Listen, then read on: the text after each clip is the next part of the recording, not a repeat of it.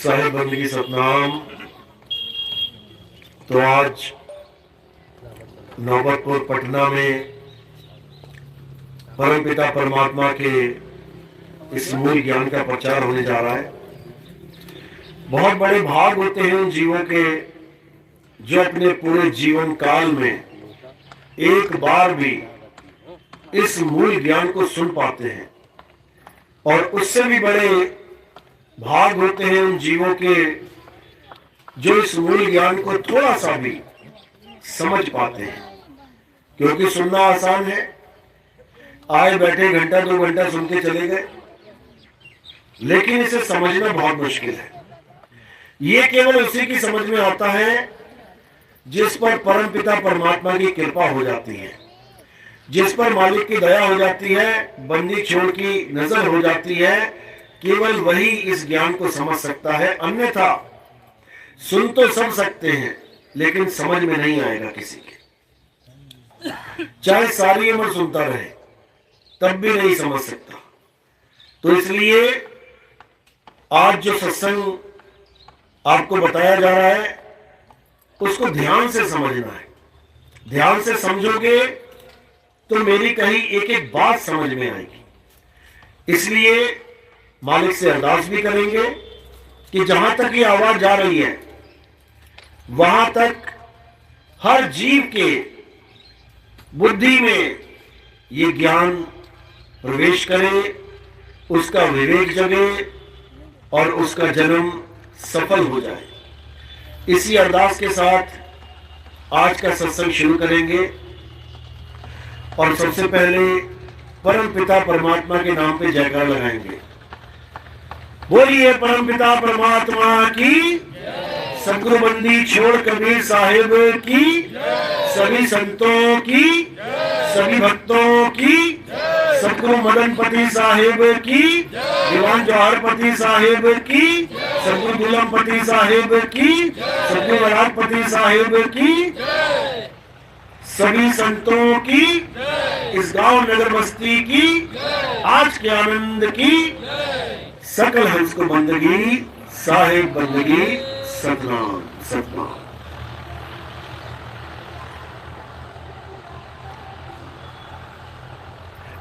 तो आज वो ज्ञान समझाया जाएगा, वो ज्ञान बताया जाएगा जो सतयुग से लेके त्रेता तक, त्रेता से लेके द्वापर तक और द्वापर से लेके कलयुग तक अगर ये ज्ञान प्राप्त हो जाए तब तो समझो कि मुक्ति हो गई। और अगर इस ज्ञान के अलावा बाकी सब ज्ञान लेके बैठे हैं तो किसी की मुक्ति होने वाली नहीं है, किसी का जन्म सफल होने वाला नहीं है। तो ये कौन सा ज्ञान है? इसे मूल ज्ञान कहते हैं। मूल ज्ञान। मूल ज्ञान क्यों कहते हैं? मूल का मतलब है जड़, जैसे कहते हैं पेड़ की जड़। तो ऊपर से तो पेड़ बहुत सारा बटा हुआ दिखाई देता है, हजारों शाखाएं हैं, हजारों पत्ते हैं, हजारों फल हैं, सब कुछ बटा बटा सा लगता है। लेकिन जब नीचे उतरते हैं तब मूल में जाके वो सब एक हो जाता है। इसी प्रकार ये संसार एक वृक्ष के समान है। देखने में लगेगा कितनी जात, कितनी पात, कितने धर्म, कितने भगवान, बहुत सारे लगेंगे। कोई हिंदू बना हुआ है, कोई मुसलमान, कोई सिख, कोई ईसाई। बाहर से देखोगे तो सब अनेक दिखाई देंगे, लेकिन जब इसकी जड़ में जाओगे यानी आदि काल में जाओगे तब ये सब एक हो जाएंगे। ये ज्ञान आदि काल का ज्ञान है, ये नाम आदि नाम है, ये पंथ आदि पंथ है। तो इसको समझना बहुत जरूरी है अगर जन्म सफल करना है तो। नहीं तो लोग पता नहीं किस किस की पूजा कर रहे हैं, तुम भी कर लो। भगवानों की कमी पड़ गई थी, लोगों ने पता नहीं कौन कौन से मंदिर बना दिए। मध्य प्रदेश में जाओ था मैं, सामने एक मंदिर आया, मैंने देखा किसका मंदिर है, लिखा था चुड़ैल माता का मंदिर। अब बताओ। और थोड़ी आगे चले तो एक मंदिर और दिखाई दिया, वो मंदिर किसका था? कुतिया माता का मंदिर। अभी नेट पे सर्च करोगे आ जाएगा। लोग थाली लेके खड़े हैं सामने, आरती गा रहे हैं कुतिया माता की। यानी देवताओं की कमी हो गई थी हमारे धर्म में कि अब चुड़ैलों भूतों की और कुतियों की पूजा होने लग जाएगी। ये मन है, ये किसी की भी पूजा करवा देगा। ये मन है, ये कहीं भी श्रद्धा लगवा देगा। कहते हैं हमारी जहां श्रद्धा है हमें करने दो, तुम्हारी नहीं, तुम्हारे मन की श्रद्धा हो गई है, तुम्हारी श्रद्धा नहीं है। तुम्हें तो ये भी नहीं पता कि तुम्हारी श्रद्धा होती क्या है, लगानी कहाँ है। ये मन की श्रद्धा है। मन झुक रहा है हर जगह। मन असत्य की तरफ आकर्षित होता है। कभी सत्य की तरफ जाने से ये खुश नहीं रहता। क्यों? क्योंकि सत्य के पास जाएगा तो ये मर जाएगा, मर जाएगा। ये कभी नहीं चाहता, अंधेरा कभी नहीं चाहता कि सूरज उगे, क्योंकि सूरज उग गया तो अंधेरा खत्म हो जाएगा। इसी प्रकार मन कहां लगता है? जहां असत्य है वहां लगता है मन। सत्य से तो भागा भागा फिरता है ये।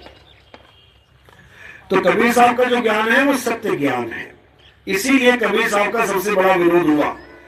सब संतों का विरोध हुआ, लेकिन सबसे बड़ा विरोध किसका हुआ? कबीर साहब का। 52 कसलियां देनी पड़ गई।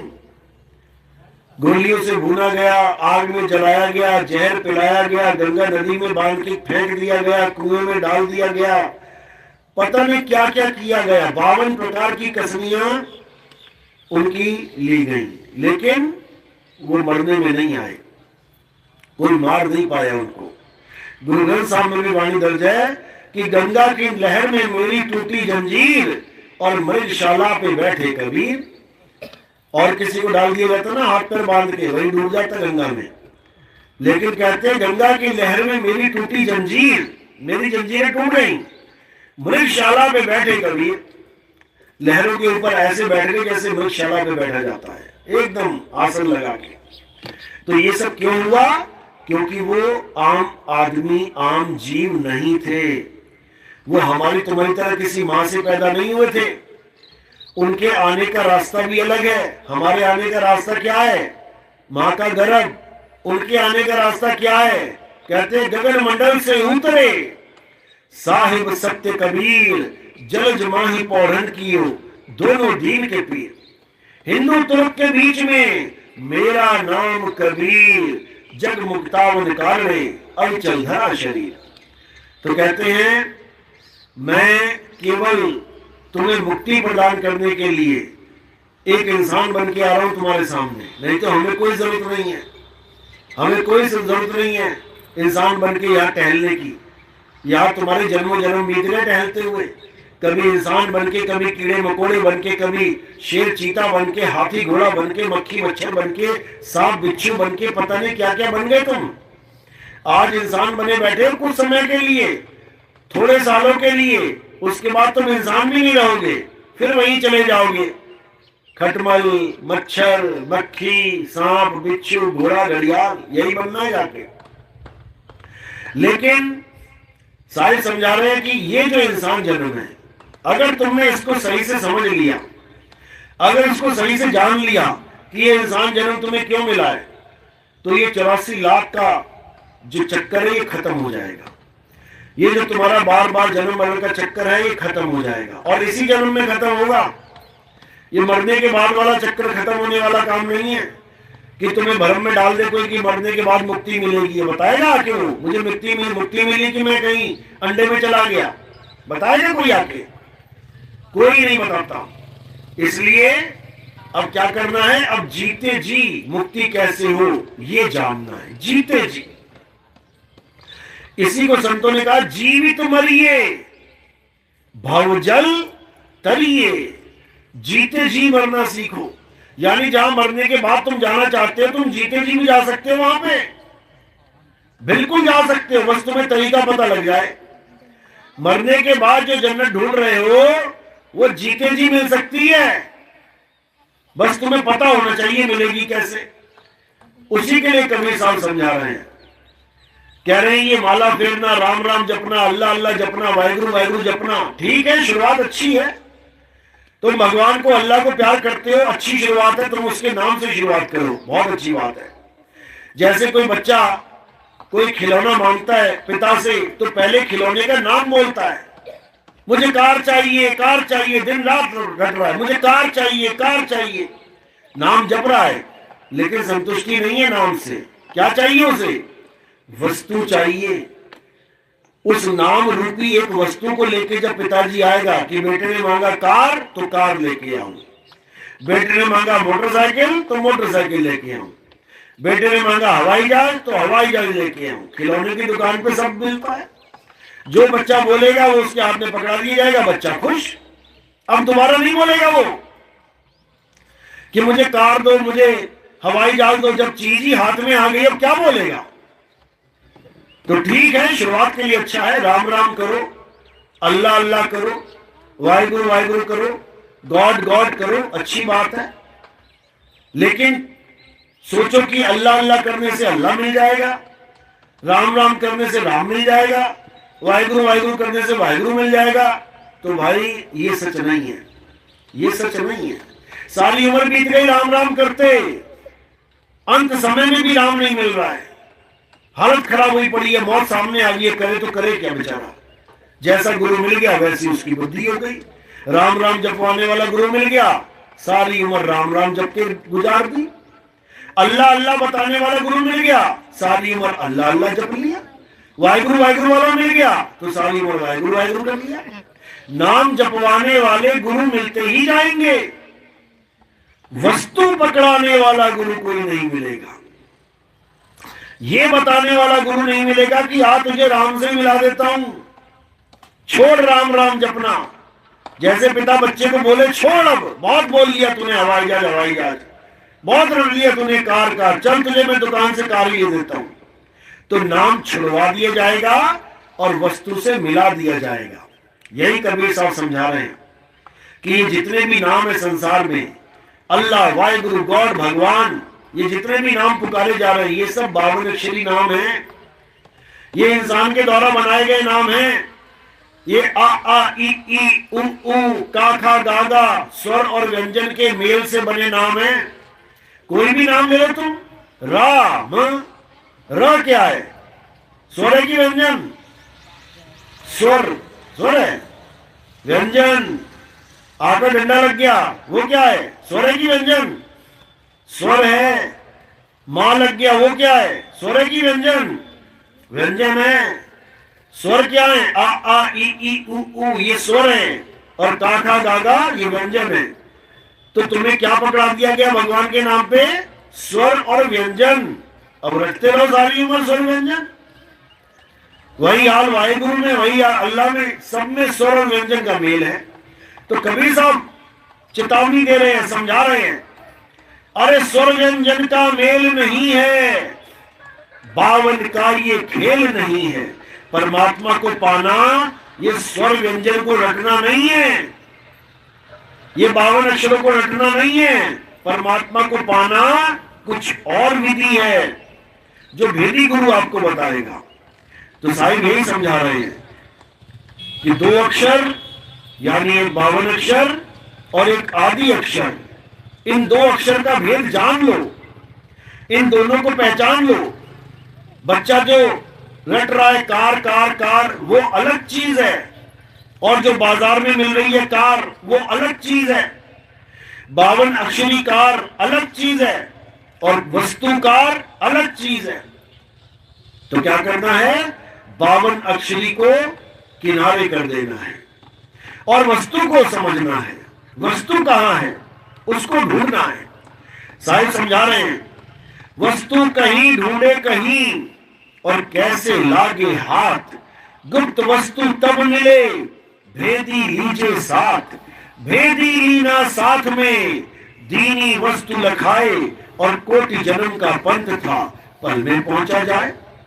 जिस राम को हम पाना चाहते हैं, जिस अल्लाह को हम पाना चाहते हैं, जिस वाहिगुरु को हम पाना चाहते हैं, जिस गॉड को हम पाना चाहते हैं, वो कहीं दूर नहीं है कि कोई सोचे वो जन्नत में बैठा है, वो भगवान स्वर्ग में बैठा है, वो कहीं हेवन में बैठा है। वो यही है तुम्हारे पास।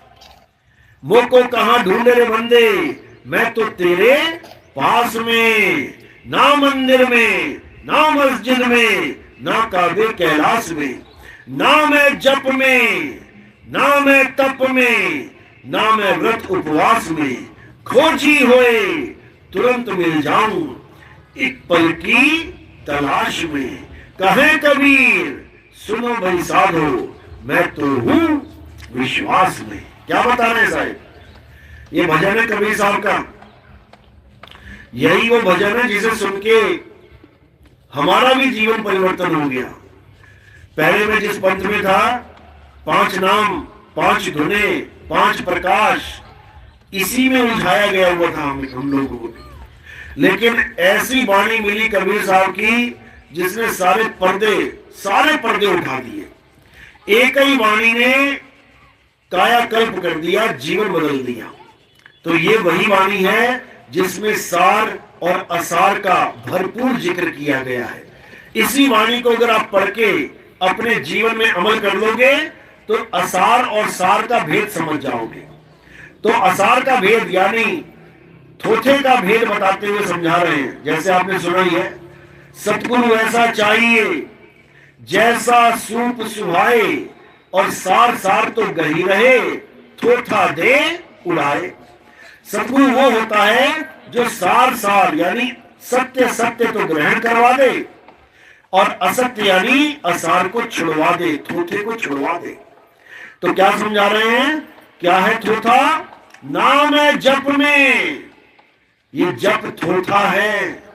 नाम है तप में, ये तप थोथा है। हजारों साल जपने के बाद, हजारों साल तपस्या करने के बाद भी किसी को परमात्मा नहीं मिला। क्या मिला? इस 3 लोक का राज मिल गया, मुक्ति किसी को नहीं मिली। तो इसी को साहिब खंडन करते हैं। नहीं प्राण में, नहीं पिंड में, ना ब्रह्मांड आकाश में, ना मैं त्रिकुटी भंवर गुफा में, ना श्वासों की श्वास में। कहते दुनिया कह रही है कि कण कण में भगवान है। कबीर साहब कह रहे नहीं है, कण कण में परमात्मा नहीं है। कण कण में कौन है? ब्रह्म है। कण कण में ब्रह्म विद्यमान है, पार ब्रह्म नहीं। पार ब्रह्म तो ब्रह्म से भी पार है, उसको जानना है। तो कह रहे नहीं प्राण में, नहीं पिंड में, इस काया में नहीं है परमात्मा। आज सबसे ज्यादा जो भ्रमित किया जा रहा है जीवों को, वो ये कह के किया जा रहा है कि आपके शरीर के अंदर परमात्मा का वास है। बिल्कुल नहीं, परमात्मा कभी किसी शरीर में रहता ही नहीं है। शरीरों में किसका वास है? जीव का वास है, ब्रह्म का वास है, माया का वास है। जब आप पढ़ोगे ज्ञान गुदरी कबीर साहब की, उसमें बता रखा है बिल्कुल क्लियर कौन कौन रहता है शरीर में। कहते अलग पुरुष जब किया विचारा, 184 धागा डारा, 3 गुणों से थाड़ी कीना, 5 तत्व से गुदड़ी बीना, तामे जीव ब्रह्म और माया, समर्थ कैसा खेल बनाया। इस गुदड़ी में यानी इस काया में कौन रहता है? तामे जीव ब्रह्म और माया, ये तीनों रहते हैं। परमात्मा नहीं रहता इसमें, भूल जाओ। परमात्मा कहां रहता है? परमात्मा इस काया से पार, इसीलिए कायातीत कहते हैं। माया से पार, इसलिए मायातीत कहते हैं। इंद्रियों से पार, इसलिए इंद्रियतीत कहते हैं। मन से पार, इसलिए मनोतीत कहते हैं। हर चीज से वो पार, इसलिए उसे पार ब्रह्म कहते हैं, केवल ब्रह्म नहीं कहते। लोग ब्रह्म को ही परमात्मा मान के उसी ब्रह्म को समर्पित हो जाते हैं।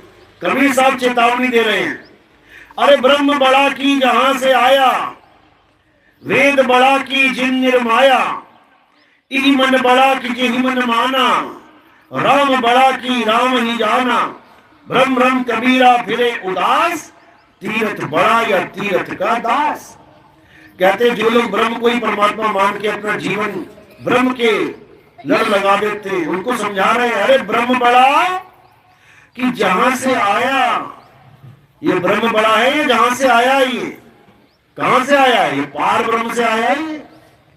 तो ब्रह्म बड़ा की जहां से आया, वेद बड़ा की जिन निर्माया। वेदों की महिमा गा रहे हैं, वेद ऐसे वेद वैसे। सोचो वेदों को किसने बनाया है? वो वेदों से भी महान होगा। उसने जो वेद लिखे हैं वो 50 बार लिख डाले वैसे वेद, उससे भी अच्छे लिख दे। तो वो कौन है? लिखने वाला। वेद बड़ा या लिखने वाला, बस ये विचार करना है। तो लिखने वाला लिखी जाने वाली चीज से महान होता है, उसी ने तो लिखी है, उसका क्या मुकाबला करेगा वेद जिसने उसको लिखा है? तो वेद बड़ा की जिन निर्माया, इही मन बड़ा कि जेहि मन माना। राम बड़ा या राम ही जाना। दीवार पे राम लिख दो, क्या वो दीवार पे लिखा हुआ राम बता सकता है किसी को कि मेरा क्या नाम है, क्या लिखा हुआ है, कौन हूं मैं? नहीं बता सकता। वो लिखे हुए अक्षरों को कौन जानेगा? आत्मा जानेगी। आत्मा ही लिख रही है, आत्मा ही बता रही है। समझो।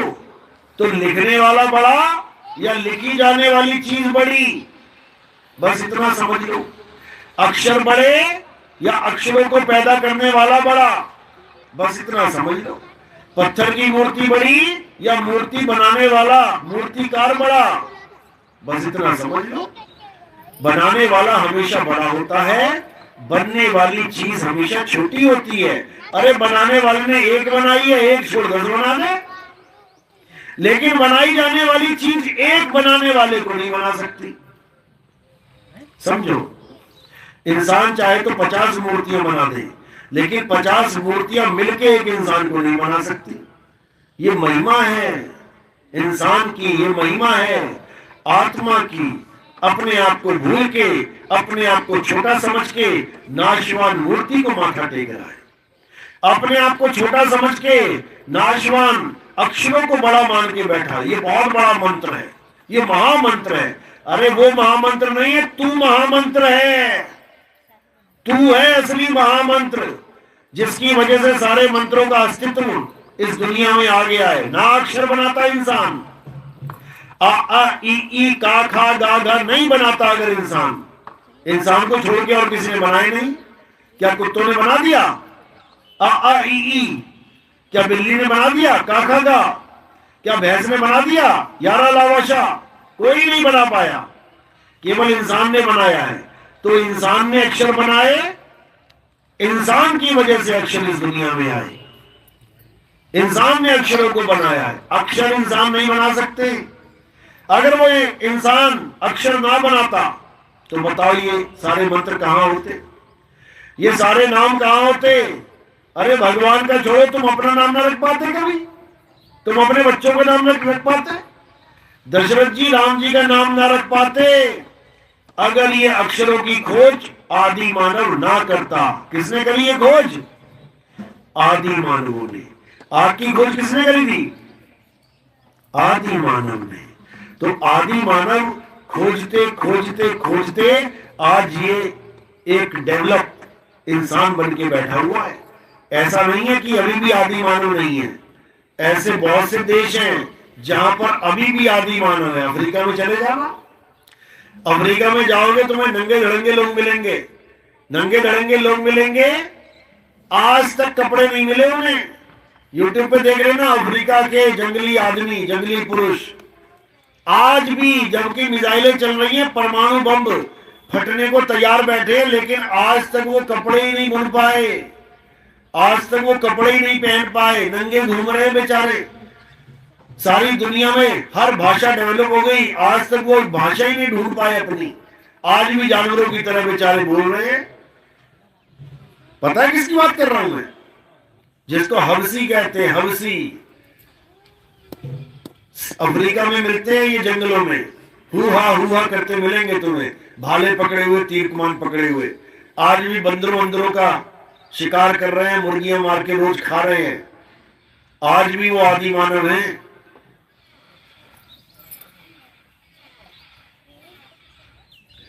तो पहले सब वैसे ही थे, लेकिन बुद्धि विकसित होती गई, आगे से आगे बुद्धि का विकास होता गया।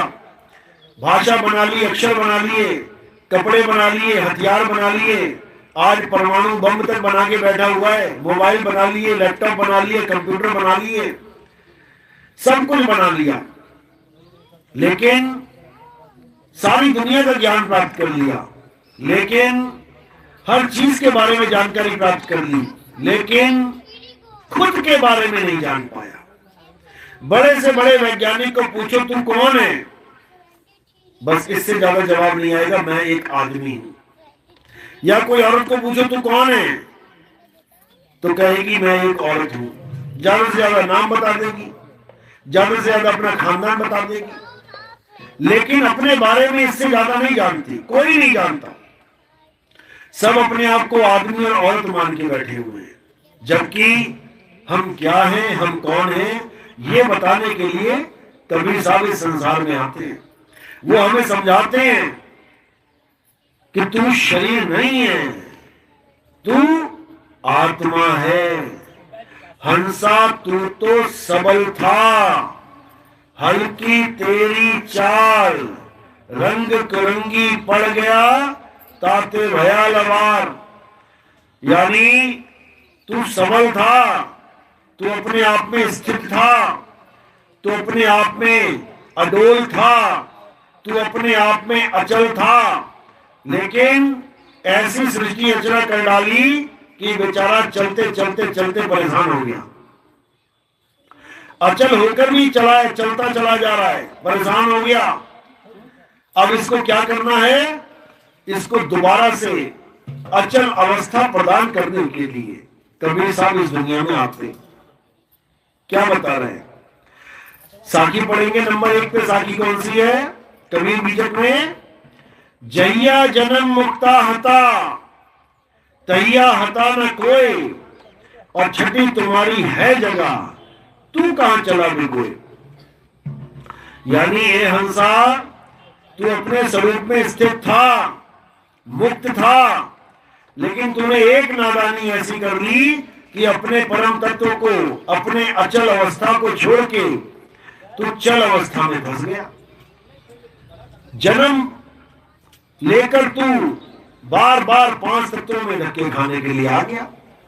अब क्या करना है, छठी तुम्हारी है जगह। यानी इन 5 तत्वों की दुनिया से परे एक और दुनिया है, जहां तू पहुंच जाए तो तेरी मुक्ति हो जाए। इस 5 तत्वों की दुनिया को मृत्यु लोक कहते हैं, और इससे परे जो दुनिया है उसे सतलोक कहते हैं। 5 तत्वों की दुनिया 5 तत्वों से बनी है। सतलोक शब्द से बना हुआ है, शब्द की सृष्टि है, शब्द ही सब कुछ है, उसी शब्द में समाना है। तो 3 लोक से पार, 5 तत्वों से पार, छठी तुम्हारी है जगह, उस छठे तत्व में पहुंच जाओगे। जैसे परम तत्व कहते हैं, बस इतना ही काम करना है, परम तत्व को याद करना है, परम तत्व का ध्यान करना है, और परम तत्व ही हो जाना है। जिसके लिए साहिब ने समझाया, श्वासा की कर सिमरनी, यानी माला की सिमरनी छोड़, ये घंटा 2 घंटा 3 घंटा 4 माला 10 माला करना छोड़, श्वासों की माला बना ले। यानी जितनी देर सांस चल रही है तब याद कर मालिक को।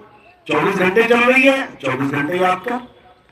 कह रहे श्वासा की कर सिमरनी, कर अजपा का जाप। ये मंत्रों का जाप मत कर, अक्षरों का जाप मत कर। राम राम, अल्लाह अल्लाह, वाहिगुरु वाहिगुरु, गॉड गॉड, राधे राधे, ओम नमः शिवाय, ये मंत्र हैं, ये अक्षर हैं, ये जाप है। तो कह रहे कर अजपा का जाप। अजपा यानी जिसे जपा नहीं जा सकता, वो क्या है, आत्मा है, जिसे कोई जप नहीं सकता। आत्मा का जाप कर, यानी आत्मा को याद कर। आत्मा क्या है, आत्मा ही परम तत्व है। 5 तत्व क्या है, ये 5 तत्व काया है।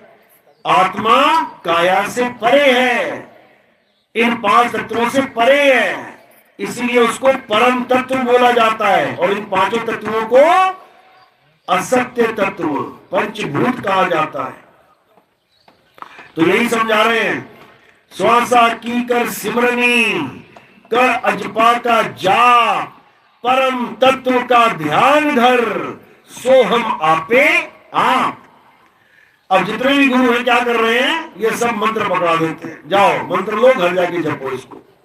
और उनको पूछो परम तत्व कहां है, मैं ध्यान किसका करूं?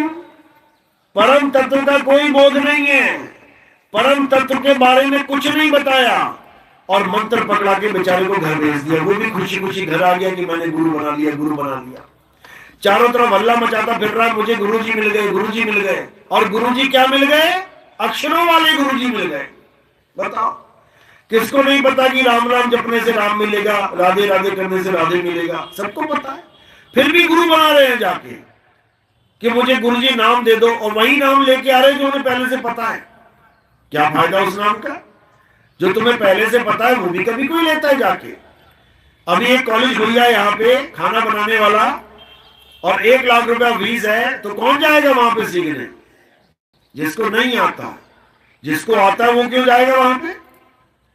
तो जिसे पता है कि राम भी एक नाम है, राधे भी एक नाम है, हरे कृष्णा भी एक नाम है, ओम नमः शिवाय भी एक नाम है, अल्लाह भी एक नाम है, वाहिगुरु भी एक नाम है, तो ये नाम लेने के लिए क्यों जाएगा? ये तो पहले से ही उसके पास। कौन सा नाम लेने के लिए जाना है? परम तत्व को लेने के लिए जाना है। परम तत्व ही अनमोल है, अनमोल, उसका कोई मोल नहीं है। और परम तत्व क्या है? आत्मा परम तत्व है। जाओ लेके आओ एक आत्मा, खरीद के लाओ जरा। ले आएगा कोई आत्मा?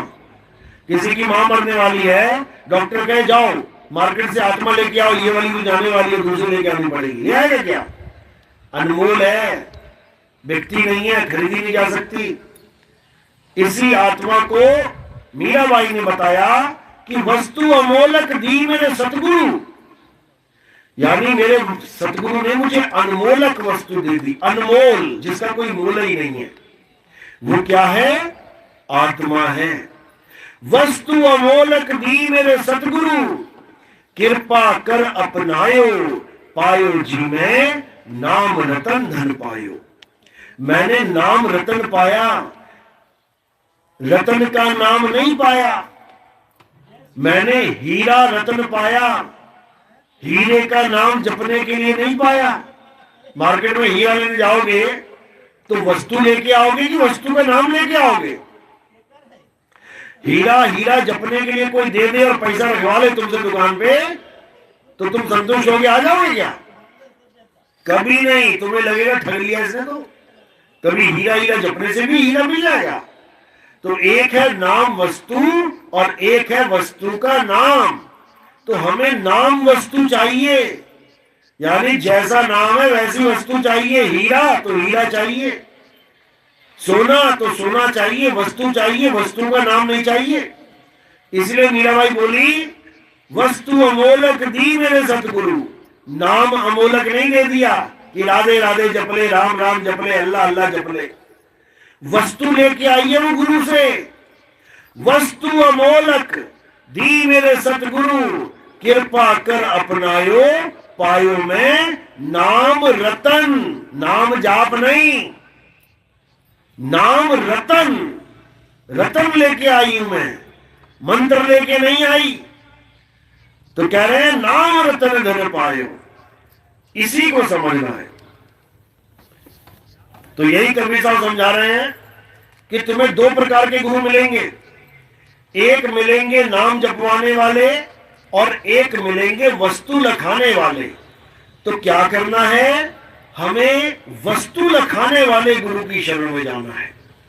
गीता में इसी के बारे में समझाया गया। हे अर्जुन, अगर इस दुनिया में कुछ सत्य है तो क्या है? केवल और केवल आत्मा ही सत्य है। क्यों सत्य आत्मा? कृष्ण जी ने ये क्यों नहीं कह दिया कि कोई देवी देवता सत्य है, भगवान सत्य है? आत्मा का नाम क्यों लिया? कारण क्या है? क्योंकि आत्मा ही परम सत्य है, परम तत्व है। नैनम छिंदंती शस्त्राणि, नैनम दहती पावका, न चैनम क्लोदन तापे, ना शोषती मारुता। हे अर्जुन, इस आत्मा को ना तो कोई शस्त्र काट सकता है, ना ही अग्नि इस आत्मा को जला सकती है, ना ही वायु इस आत्मा को सुखा सकती है, और ना ही जल इस आत्मा को भिगो सकता है। तो जिसको कोई काट नहीं सकता, जला नहीं सकता, भिगो नहीं सकता, सुखा नहीं सकता, वही तो सत्य है। और जिसको तीर छेद जाए, जिसको तलवार काट जाए, जिसको अग्नि जला जाए, जिसको पानी गला जाए, वो असत्य है, असत्य। तो किसको जलाया गलाया जा सकता है? शरीरों को। इसीलिए कृष्ण जी ने बार बार समझाने की कोशिश करी, हे अर्जुन, मैं अजन्मा हूं, मेरा कभी जन्म नहीं होता, मैं अजन्मा हूं। और जो मुझे जन्म लेने वाला एक इंसान के रूप में देखते हैं, वो अज्ञानी मुझे नहीं जान सकते कि मैं क्या हूं। वो मुझे एक इंसान के रूप में देखते हैं, काले बाल, गोरी खाल, आंख, कान, नाक, हाथ, पैर, इसी में उलझ जाते हैं। ये मैं नहीं हूं, ये मेरी माया है, ये मेरी माया है। मैं तो अपनी माया के पीछे छुपा रहता हूं। जैसे आप लोग बैठे हैं, जो मुझे दिख रहा है और जो आप देख रहे हैं, वो हम नहीं है। पता है आपको? मैं आपको और आप मुझे देख ही नहीं सकते। मैं किसे देख रहा हूं और तुम किसे देख रहे हो? माया को देख रहे हो। माया क्या है? ये शरीर ही माया है, ये काया ही माया है। ना मैं तुम्हें देख पा रहा हूं, ना तुम मुझे देख पा रहे हो। लेकिन मैं तुम्हें जानता हूं, लेकिन तुम मुझे नहीं जानते। वो कैसे? क्योंकि तुम खुद को ही नहीं जानते। कितने लोग आदमी हैं? जरा हाथ खड़े करो। आदमी आदमी हाथ खड़ा करो एक बार। इस पंडाल में जो आदमी है, हाथ खड़े करो। औरतें हैं, वो हाथ खड़े करो। बस इसीलिए तुम नहीं जानते कि तुम कौन हो। तुम ना आदमी हो, ना औरत हो। आदमी और औरत क्या है? 5 तत्व हैं। ये शरीर कितने तत्वों से मिलकर बना है? 5 तत्वों से। कौन कौन से? सबसे ऊपर आकाश, उसके नीचे वायु, उसके नीचे अग्नि, उसके नीचे धरती, धरती के नीचे जल। इन 5 तत्वों से ये काया बनी है। तो तुम क्या हो? आकाश हो क्या? तुम क्या हो? हवा हो क्या? तुम क्या हो? पानी हो, धरती हो, आग हो क्या? तुम इन 5 में से कुछ नहीं हो। जब तुम इन 5 में से कुछ नहीं हो, तो इसका मतलब तुम शरीर हो ही नहीं। जब तुम शरीर नहीं हो, तो ना तो तुम आदमी हुए और ना ही तुम औरत हुए। तो तुम क्या हुए? तुम अविनाशी आत्मा हो। हे अर्जुन, तू, मैं और ये समस्त राजा महाराजा, हम शरीर नहीं, हम आत्मा हैं। ये शरीर तो मारे जाएंगे, लेकिन हम सब अमर हैं। हमारा ना तो कभी जन्म होता है और ना ही हमारी कभी मृत्यु होती है। तो अब हमने क्या करना है? हमने शरीरों से अपने ध्यान को हटा के आत्मा में लगाना है। बस इतना काम करना है। ये राम राम, राधे राधे, अल्लाह अल्लाह, वाहिगुरु वाहिगुरु नहीं करना। क्या काम करना है? अपने ध्यान को शरीरों से हटा के आत्मा में लगाना है। गीता पढ़ो, अध्याय 3, 17वां श्लोक अच्छे से पढ़ना। क्या कह रहे हैं? हे अर्जुन, जो अपनी आत्मा में रमण करते हैं, जो अपनी आत्मा में तृप्त हैं, जो अपनी आत्मा में संतुष्ट हैं, उनके लिए कोई धार्मिक कर्म कर्तव्य लागू ही नहीं होता। कौन सा धार्मिक कर्म कर्तव्य लागू होता है हमारे पर? हर धर्म के इंसान के ऊपर लागू होता है। हर धर्म के इंसान के ऊपर। हिंदुओं में क्या लागू? सुबह उठो, नहाओ धो, मंदिर जाओ, जल चढ़ाओ, फूल चढ़ाओ, आरती गाओ, भोग लगाओ, घर वापस आओ। सब पे लागू लगा हुआ है। ये देखो, लाइनें लगी हुई है सुबह सुबह। ये कानून है, करना पड़ेगा। मुसलमानों में 5 टाइम नमाज पढ़ो, कुरान पढ़ो, कलमा पढ़ो, ये लागू है नियम।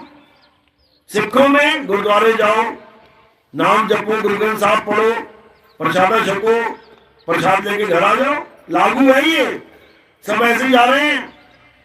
यही ईसाइयों में है। चर्च में जाओ, बाइबल पढ़ो, ईसा मसीह की पूजा करो, गॉड गॉड करो, यहोवा यहोवा करो, घर को वापस आ जाओ। ये कानून है, लागू हो चुका है सबके ऊपर। जो भी धार्मिक पुरुष है उसको ये मानना ही पड़ेगा।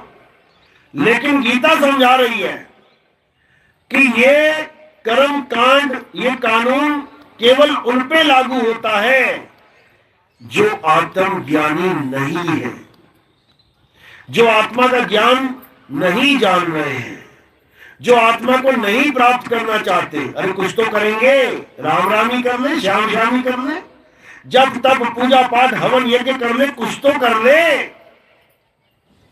लेकिन किंतु जो अपनी आत्मा में रमण करते हैं, जो अपनी आत्मा में तृप्त हैं, जो अपनी आत्मा में संतुष्ट हैं, उनके लिए कोई धार्मिक कर्म कर्तव्य लागू ही नहीं होता। उनको सारी उम्र किसी मंदिर में जाने की जरूरत नहीं, उन्हें सारी उम्र किसी मस्जिद में जाने की जरूरत नहीं, उनको सारी उम्र किसी गुरुद्वारे चर्च में जाने की जरूरत नहीं। कारण क्या है? क्योंकि जिसको पाने के लिए वो मंदिर मस्जिद गुरुद्वारे चर्च में जा रहे हैं, वो स्वयं उनकी आत्मा में विराजमान है।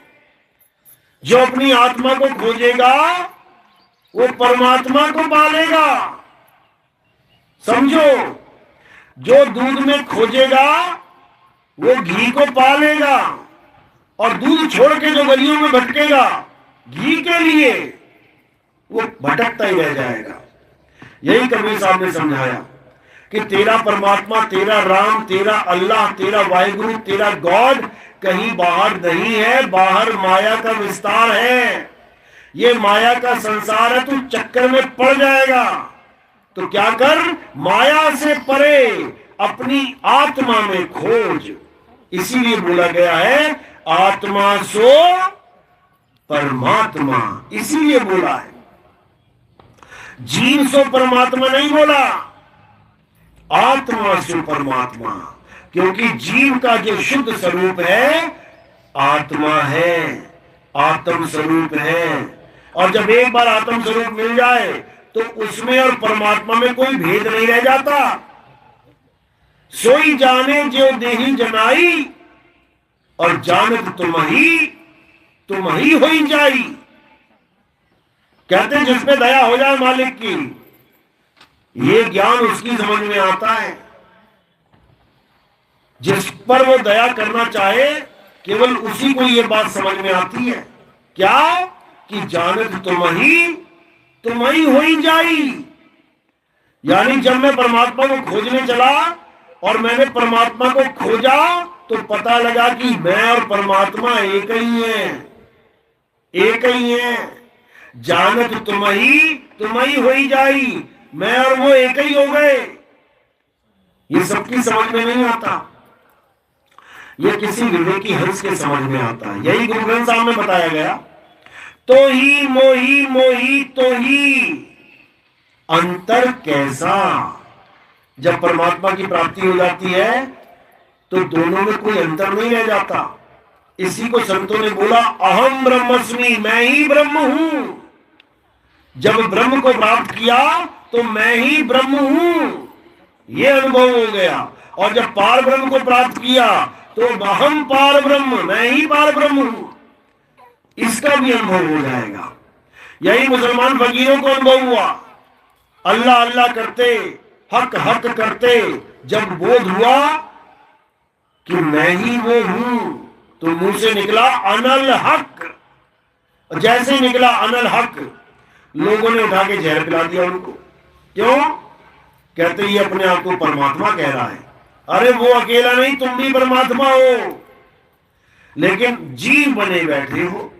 जैसे आग में से 100 चिंगारियां निकली तो वो चिंगारी भी आग ही है, बस जीव बनी बैठी है, चिंगारी बनी बैठी है। आ जाए वापस आग में तो आग बन जाएगी, कितनी देर लगेगी। पानी की बाल्टी से चंद बूंदे छलक गई तो पानी ही तो है, वापस पानी में आके मिल जाए वही पानी बाल्टी का पानी बन जाएगा।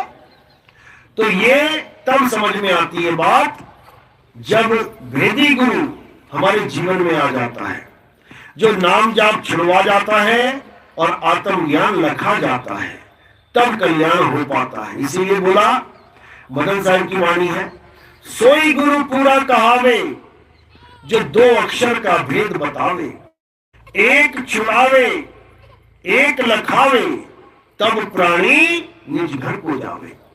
यानी ऐसा गुरु मिल जाए जो दो प्रकार के अक्षरों का भेद बता दे।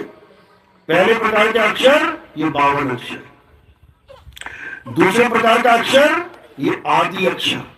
52 अक्षर कैसे बनता है? जीव से। और आदि अक्षर ये अजन्मा है, ये नित्य है, ये शाश्वत है, ये पुरातन है, ये सत्य सनातन है, यही आत्म देव है। तो 52 अक्षर बनता है जीव से, होठ से, कंठ से। इसलिए साहिब ने कहा 52 अक्षर जीव आधारा। अगर ये जीव ना होती इंसान की, बताओ कौन सा नाम जप रहा होता? बताओ किसके किसके नाम रखे होते उसने? सारे नाम जीव से हैं। अभी लकवा मार जाए किसी को, जीभ टेढ़ी हो जाए तो राम राम भी ना बोला जाएगा उससे, हाँ हाँ करे हाँ हाँ। ये सब जीव का खेल है। जीभ फटाफट चल रही है तो देख तेरी को लगा हुआ है नाम जपने में, और जीभ खत्म तो नाम खत्म। इसलिए साहिब ने कहा संभल जा, संभल जा, तू जीभ से पैदा होने वाले नामों के चक्कर में पड़ गया है, जबकि तुझे किसे जानना था? आदि नाम को, आदि नाम। इसलिए साहिब ने समझाया कि 52 अक्षर जीव आधारा, आदि अक्षर जीभ्या से न्यारा, वाही को सत सिमरण कहिए, सिमर सिमर नर उतरो पारा। यानी जीव से बोले जाने वाले नामों को छोड़ और उसको जान जिसकी वजह से ये नाम बोले जा रहे हैं। आपने बोला राम, मुसलमान ने बोला अल्लाह, सिख ने बोला वाह गुरु, ईसाई ने बोला गॉड। किसकी ताकत से बोले गए ये नाम? कौन था जिसकी वजह से ये नाम बोले गए? जो ना हो शरीर में तो ये नाम भी नहीं बोल सकता कोई। क्या है वो? आत्मा। ये सारे नाम आत्मा की वजह से बोले जा रहे हैं। आप अपने घर से चल के यहां तक आए हो, यहां से चल के घर तक जाओगे, किसकी वजह से? आत्मा की वजह से। रास्ते में चलते चलते आत्मा ने शरीर छोड़ दिया, वहीं पड़े रह जाओगे, कोई हिला भी नहीं पाएगा, उठा के ले जाना पड़ेगा। एक उंगली तक नहीं हिल सकती फिर आपकी। अगर हिल रही है तो किसकी वजह से? आत्मा की वजह से। तुम जयकारे लगा रहे हो, जय श्री राम, अल्लाहु अकबर, वाहेगुरु वाहेगुरु, किसकी वजह से? आत्मा की वजह से। तुम्हारे सारे काम चल रहे हैं, किसकी वजह से? आत्मा की वजह से। तुम्हें घर में प्यार मिल रहा है, खाने को खाना मिल रहा है, सोने को बेड मिल रहा है, किसकी वजह से? पहनने को अच्छे अच्छे कपड़े मिल रहे हैं, सोने जवाहरात मिल रहे हैं, किसकी वजह से? आत्मा की वजह से। और जैसी आत्मा ने शरीर छोड़ दिया, ये तुम्हारे सारे कंगन, नथनी, कड़े, बालियां, ये सब निकाल ली जाएंगी, अंगूठी पंगूठी सब निकाल लेंगे। क्यों दे रखी है तुम्हें पता है? आत्मा की वजह से। क्योंकि इस लाश में अभी आत्मा है, और जैसी आत्मा इसको छोड़ देगी ये लाश बन के गिर पड़ेगी, फिर सब नोच लेंगे, एक भी कपड़ा नहीं रखेंगे, सारी साड़ियां उतार लेंगे, तुम्हारी कफन उड़ा देंगे, ले हो गया काम। तुम्हें बढ़िया बेड पे सो रहे हो, सोते सोते मर गए, उठा के जमीन पे लेटा देंगे। कोई कहे ना बेड पे रख दे, ना अब ना आएगा बेड पे, जमीन पे ही पड़ा रहेगा वो। सारी रिश्तेदारियां निकल जाएंगी, माथा टेक के निकल जाएंगे।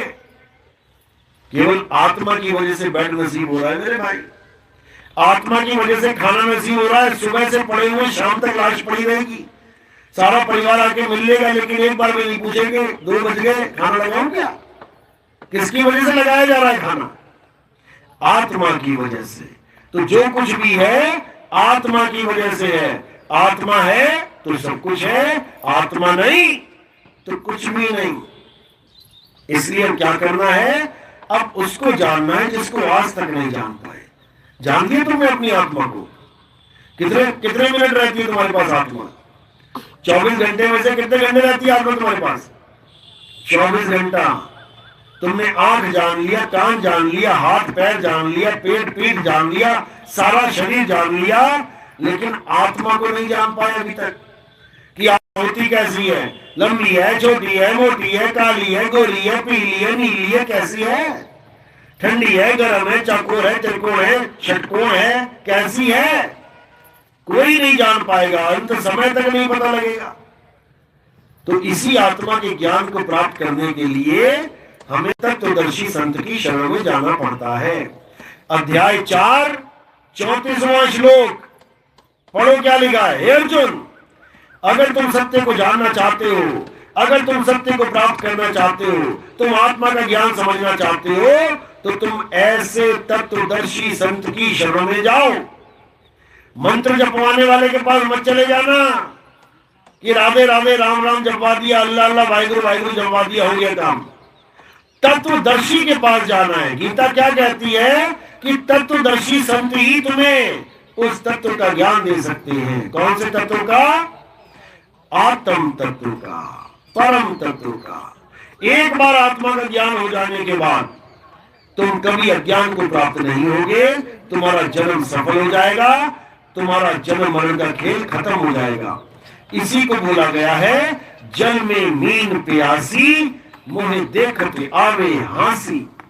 आत्म ज्ञान बिना नर भटके, कभी काबा कभी काशी। कौन से ज्ञान के बिना? आत्म ज्ञान के बिना। आत्म ज्ञान का मतलब ये नहीं है कि तुम राम राम जपो, राधे राधे जपो, अल्लाह अल्लाह वाहिगुरु वाहिगुरु करो। आत्म ज्ञान का मतलब क्या है? जहां पर भी आत्म शब्द जुड़ जाए किसी भी शब्द के आगे, तो वो सारा खेल तुम्हारे ऊपर फिट हो जाता है। जैसे तुम्हें कोई कहे कथा लिखो, किसी की भी लिख दो, और कोई कहे आत्म कथा लिखो, तो तुम्हें अपनी कथा लिखनी पड़ेगी। कोई कहे हत्या कर दो, तो किसी की भी कर दो, और कोई कहे आत्महत्या करो, तो खुद की हत्या करनी पड़ेगी। कोई कहे ये बंदूक पकड़ो रक्षा करो, तो किसी की भी रक्षा कर लो। कोई कहे ये बंदूक से केवल अपनी आत्मरक्षा करो, तो केवल अपनी रक्षा करनी पड़ेगी। कोई कहे मेरे पास पैसे नहीं है, निर्भर हो जाओ, तो किसी पे भी हो जाओ। कोई कहे आत्मनिर्भर हो जाओ, तो खुद पे निर्भर होना पड़ेगा।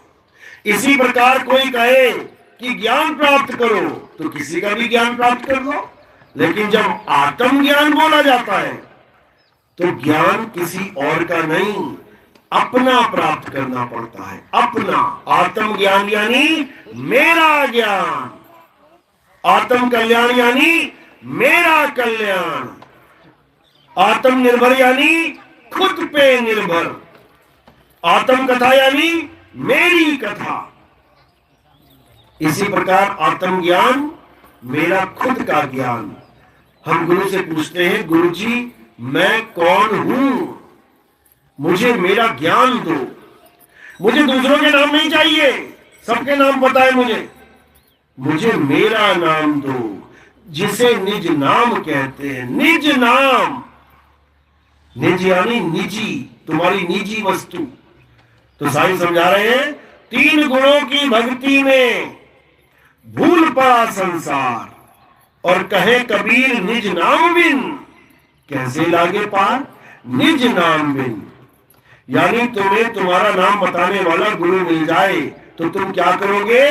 तुम अपने नाम का ध्यान करोगे, अपने ही नाम का, किसी और का नाम नहीं जपना है, अपने नाम का यानी अपने स्वरूप का ध्यान करोगे। और जब तुम अपने स्वरूप का ध्यान करोगे तो क्या होगा? तुम्हें समझ में आने लग जाएगा कि तुम्हारा स्वरूप ये नहीं है, ये तो माया है, ये तो हड्डी मांस खाल बाल है, ये तो तुम्हें एक दिन छोड़ना है। छोड़ने की तैयारी करो, इसको पकड़ के मत रखना इसको कि पकड़ के बैठ जाओ मैं ये हूं, मैं तू ये नहीं है, तू आत्मा है। तो जब तुम अपने स्वरूप का ध्यान करोगे तो तुम्हें समझ में आएगा कि तुम एक आत्मा हो। और जैसे ही तुम्हें पता लग गया कि तुम एक आत्मा हो, तुम अमर हो जाओगे। अमर जब आत्मा ही हो गए तो कब मरोगे? मरते क्यों हैं हम? क्योंकि हम अपने आप को शरीर मान बैठे हैं। अब शरीर तो एक दिन पैदा हुआ है, एक दिन मरेगा, इसका जन्म मरण निश्चित है। लेकिन मैं कौन हूं? आत्मा हूं। तो आत्मा कब मरती है? कभी नहीं मरती। यानी मैं अमर हूं, लेकिन अमर होकर भी मैं अमर नहीं हो पा रहा हूं, जन्म मरण में फंस गया हूं। इसलिए समझाया गया, जीव सोई जो जुग जुग जीवे, उत्पत्त परलय माही। उत्पत्त परलय यानी जन्म और मृत्यु, शरीर का उत्पत्त और शरीर का प्रलय। जीव सोई जो जुग जुग जीवे, उत्पत्त परलय माही। देह धरे भर में 84, निर्भय कबहू नाही। निर्भय नहीं हो सकता ये। इसको निर्भय होने के लिए कौन से ज्ञान की जरूरत है? आत्म ज्ञान की जरूरत है। जब ये आत्म ज्ञान को प्राप्त कर लेगा कौन? जीव। यानी जीव आत्मा कौन से ज्ञान को प्राप्त करेगी? आत्म ज्ञान को, यानी आत्मा सो परमात्मा को प्राप्त करेगी। तब इसका बंधन टूट जाएगा, तब ये निर्भय हो जाएगा, तब ये समझ जाएगा कि मुझे कोई नहीं मार सकता, मैं अमर हूं, अजर हूं, अविनाशी हूं।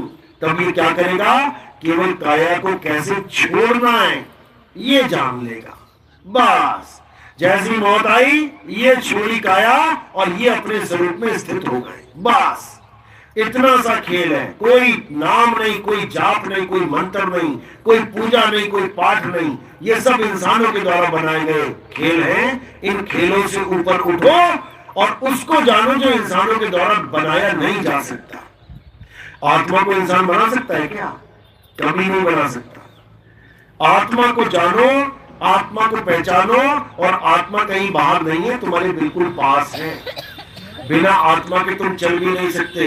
मुझको कहां ढूंढे रे बंदे, मैं तो तेरे पास में। तो अब जीने का लक्ष्य क्या बनाना है? कि अपनी आत्मा को जानना है। आत्मा को जान लिया, परमात्मा को जान लिया, इसमें कोई भेद नहीं है। मेरी बात समझ में आ रही है? किस किस के आ रही है? हाथ खड़ा करो जरा। बहुत अच्छी बात है, बहुत बढ़िया। अगर आपको 1% की बात समझ में आ गई तो समझ लेना कि अब मालिक की कृपा आप पर हो रही है। और अगर बिल्कुल भी समझ में नहीं आई तब भी घबराने की जरूरत नहीं है। परमात्मा फिर भी दया करेंगे। कैसे करेंगे? YouTube चैनल पे सत्संग सुनना शुरू कर देना। कौन से चैनल पे जाना है? कहत कबीर सुनो भाई साधो नितिन दास, इतना लिखना है आपने। कहत कबीर सुनो भाई साधो नितिन दास, इतना लिखोगे तो आ जाएगा। या फिर लिख देना नितिन दास के सत्संग। आपको हजारों सत्संग मिल जाएंगे वहां पे। सुनते जाना, सुनते जाना, सुनते जाना। अपने आप दिव्य जागृति होती जाएगी, विवेक बढ़ता जाएगा। तुम्हें खुद समझ में आ जाएगा कि क्या सच और क्या झूठ है। तुम्हें किसी से पूछने की जरूरत नहीं पड़ेगी कि जो मैं सुन रहा हूं क्या ये सच है। पूछने की जरूरत नहीं पड़ेगी। आग गर्म होती है ना, आग गर्म होती है, पूछने की जरूरत नहीं किसी से। बर्फ ठंडी होती है, किसी से पूछने की जरूरत नहीं है। इसी प्रकार एक एक बात तुम सुनते जाओगे, समझते जाओगे, किसी से पूछने की जरूरत नहीं पड़ेगी कि जो मैं सुन रहा हूं ये सच है या झूठ। अंदर से अपने आप ही आवाज आने लग जाएगी, सच है, सच है, सच है। और ये कौन बोलेगा पता है? आत्म तत्व बताएगा ये तुम्हें कि सच है बेटा, सुन ले। अगर अपना जन्म सफल करना है और 84 में जाना है तो बहुत सारे जन्म है। कुत्ता, बिल्ली, हाथी, घोड़ा, बकरा, जितने मर्जी जन्म लेते रहो, कोई कमी है क्या? एक एक सुअर के 20-20 बच्चे हो जाते हैं, उसमें तुम भी फिट हो जाओगे जाके। जहां 20 बच्चे दूध पी रहे हैं तुम भी फिट हो जाओगे, तुम भी पी लेना जाके। पीना पड़ेगा। वो भी कभी इंसान थे जो आज कुत्ता, बिल्ली, हाथी, घोड़ा बने बैठे। याद रखना, वो भी इंसान थे। उन्होंने अपना इंसान जन्म बर्बाद कर लिया ज्ञान को ना समझ के। और अब हमारी बारी है। हम नहीं समझेंगे तो हमें भी बकरी बनना पड़ेगा, हमें भी भैंस बनना पड़ेगा। फिर कसाई बाड़े में जाएंगे। जब बकरी की गर्दन काटी जाएगी तो मैं करेगी, कोई बचाने वाला नहीं है। वीडियो भले बना ले कोई, लेकिन बता दो कि किसी ने कसाई से बचाया बकरे को? कोई ना बचाता। दया कर देंगे, ओ बेचारा बकरा मर रहा है, ओ बस खेल खत्म। तो इसीलिए अब हमने क्या करना है, अगर तुम परमात्मा को पाना चाहते हो तो आत्मज्ञान को जान लो, आत्मज्ञान को समझ लो। और तुमने पानी चढ़ाना है शंकर जी के ऊपर, बताओ, पूरी जटाओं से गंगा नदी कर रही है, तुम उठा के एक लोटा उसके ऊपर डाल रहे हो। अरे पूरी गंगा लेके बैठा है, तेरे एक लोटे से उसका क्या बनेगा है? उसकी गंगा तेरे पास पहुंच के तू लोटा फिर उसकी गंगा में डाल रहा है। ठीक है, शुरुआत अच्छी है, लेकिन ये अंत नहीं है, अंत आत्मा है, आत्म ज्ञान है। चलो, तो आज का सत्संग यही समाप्त करते हैं। और अब आरती का समय, आरती कैसे करेंगे? हमारे यहाँ आरती किसी पत्थर की, कैलेंडर की, फोटो की पूजा से नहीं होती है। लोग फोटो की आरती करते हैं। फोटो क्या है? कागज और पेंट है। बताओ, कागज और पेंट की आरती करते जा रहे हैं, पत्थरों की आरती कर रहे हैं। आरती कौन कर रहा है? जिंदा पुरुष। और पत्थर क्या है? मुर्दा पुरुष। पत्थर को टेढ़ा कर दो, उसको कहो उठ, नहीं उठेगा। आदमी को टेढ़ा कर दो, कहो उठ, उठ जाएगा। जो जिंदा है मुर्दे की आरती कर रहा है। सोचो, फोटो की आरती कर रहा है और फोटो गिर गई नीचे, आंख बंद करके आरती कर रहा था, फोटो नीचे गिर गई, हवा में आरती हो रही है, वो भगवान नीचे पड़ा हुआ है। ऐसी आरती नहीं होती। आरती किसकी होती है? आत्मदेव की आरती होती है, आत्मा की आरती होती है। हमारे यहाँ आत्मा की आरती करते हैं।